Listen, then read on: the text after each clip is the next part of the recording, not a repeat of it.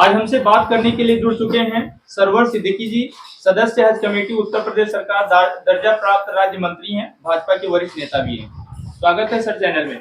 क्या कहना चाहेंगे इस समय, जैसा कि भदोही के जो प्रभारी मंत्री बनाए गए हैं डॉक्टर ए.के. शर्मा जी को लेकर के? बहुत अच्छा लगा आप चैनल के लोग आए। ए.के. शर्मा जी बहुत ही वरिष्ठ सीनियर आईएएस रहे हैं, बहुत ही तेज तर्रार आईएएस रहे हैं और हमारे केंद्रीय नेतृत्व ने भदोही के ऊपर बहुत बड़ा एहसान एक किया है कि ए.के. शर्मा जी को यहाँ की जिम्मेदारी दी गई है। ए.के. शर्मा जी को कोई भी अधिकारी या कोई भी प्रशासनिक व्यक्ति उनको टाल मटोल नहीं कर सकता।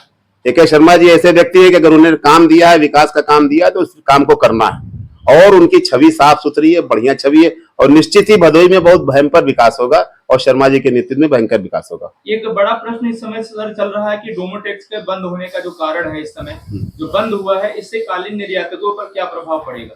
देखिए, डोमो टैक्स इंटरनेशनल कारपेट फेयर है, सारे दुनिया के बायर्स इंपोर्टर्स वहां पर विजिट करते थे और हमारे एक्सपोर्टर भी जाके वहां पर डिस्प्ले करते थे, भाग लेते थे। इस डोमो टैक्स पर पूरे एक साल के कालीन, दरी, कारपेट वगैरह के साल भर के पूरे निर्यात पर असर पड़ता था। डोमो टैक्स बंद होने से निश्चित ही कारपेट व्यवसाय पर असर पड़ेगा, लेकिन हमारे यहाँ भी 15 अक्टूबर से कारपेट सिटी भदोही इंडिया में एक फेयर लग रही है। इससे लोगों को बहुत ज्यादा उम्मीदें हैं। अब ये फेयर ही डिसाइड करेगी। अब भारत में लगने वाली 2 फेयर, एक यहाँ लगेगी, एक दिल्ली में लगती है, 2 फेयर पर ही कारपेट इंडस्ट्री का भविष्य टिका हुआ है। आप सर हज कमेटी सदस्य के दर्जा प्राप्त राज्य मंत्री हैं। इस समय एक बड़ा प्रश्न है कि लगातार जो हज यात्री होते हैं, पहले बड़े संख्या में जाते थे, लेकिन आज उनकी संख्या में गिरावट लगातार हो रही है। क्या कारण है, इसको लेके क्या कहें? देखिए, हज कमेटी उत्तर प्रदेश सरकार की जो है हज कमेटी और केंद्रीय हज कमेटी है, उत्तर प्रदेश से निश्चित ही हज यात्रियों की संख्या घट रही है, प्रतिवर्ष घट रही है। 2023 में करीब 32,000 लोग गए थे, 2024 में 18,000 लोग गए थे उत्तर प्रदेश से और इस बार अब तक मात्र 10,000 लोगों ने 9 तारीख तक आवेदन किया है। ये घटने का प्रमुख कारण एक तो है कि हज के उसमें किराए में और उसमें बढ़ते के लगभग 4 लाख रुपए लगते हैं, तो एक तो वो कारण है। दूसरी कारण ये है कि हज कमेटी जो है, जो शिकायतें आती हैं हज यात्रियों की, तो हज कमेटी के जो अधिकारी वगैरह हैं वो माननीय सदस्यों को कोई भाव नहीं देते, न उनकी मीटिंग करते हैं, न करते, अपने मन से डिसीजन कर लेते हैं, अपने मन से निर्णय कर लेते हैं। सरकार द्वारा नामित सदस्यों से न पूछते हैं, न गछते हैं, न उनसे किसी तरह का राय लेते हैं।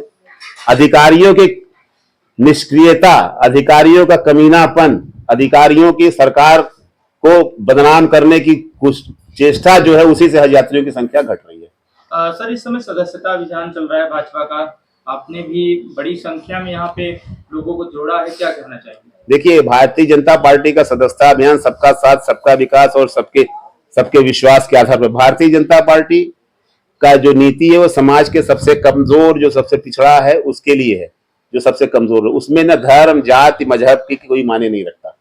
बड़ी संख्या में अल्पसंख्यक वर्ग के लोग भारतीय जनता पार्टी की सदस्यता ग्रहण कर रहे हैं, भारतीय जनता पार्टी के प्रति अपनी निष्ठा व्यक्त कर रहे हैं और ये बहुत ही सफल कार्यक्रम है। मैं भी लगा हुआ हूँ, मेरे अल्पसंख्यक मोर्चे कार्यकर्ता लगा हुए हैं, मेन बॉडी के कार्यकर्ता लगे हुए हैं, सभी लोग लगे हुए हैं। सदस्यता अभियान सफल रहेगा। भारतीय जनता पार्टी में किस तरह का विकास हो रहा है? कोई भेदभाव लोग कर रहे हैं, भेदभाव होता है? नहीं, कोई भेदभाव नहीं है। हमने अगर प्रधानमंत्री आवास देने की बात की तो इस जनपद में सबसे ज्यादा मुसलमानों को आवास मिला है। हमने अगर अनाज देने की बात है, समाज के सभी लोग होते थे, चाहे हिंदू हो, मुसलमान हो, सभी। हमने अगर 10 लाख रुपया मुद्रा योजना के अंतर्गत दी है, जो अब बढ़ के 20 लाख रुपया हो गई मुद्रा। हमने कभी भी किसी मुसलमान के साथ किसी भी तरह का कोई भेदभाव नहीं किया है।